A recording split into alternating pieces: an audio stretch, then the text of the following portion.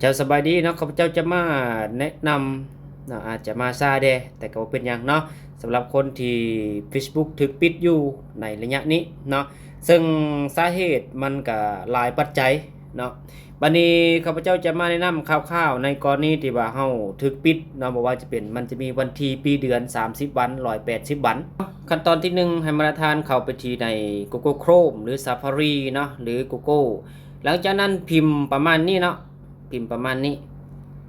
Facebook Help Center หรือศูนย์ช่วยเหลือ Facebook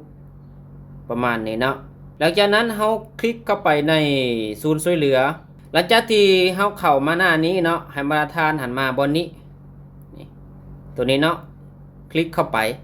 ให้มาเลือกบอนตัวนี้เลื่อนลงลุ่มหลังจากนั้นคลิกบอนนี้หลังจากนั้นให้มาทานเอาข้อความที่ข้าพเจ้าแปะไว้หรือว่าคอมเมนต์ไว้อยู่ใต้คอมเมนต์มาวางใส่บอลนี้วางใส่ปุ๊บหลังจากนั้นให้มาตรฐานหันเขียนเนาะซื้อ Facebook ใส่หลังจากนั้นเฮาก็ส่งไปเนาะรอท่าเนาะในขณะนี้ถ้าว่า Facebook ของเฮาตัวนี้มันจำเป็นหรือมันสำคัญแท้ๆบ่ฟ้าวสร้าง Facebook ใหม่ขึ้นมาเนาะรอท่าเบิ่งซะก่อนอีกมือ1-2 มื้อนะก็คิดว่าน่าจะกลับมา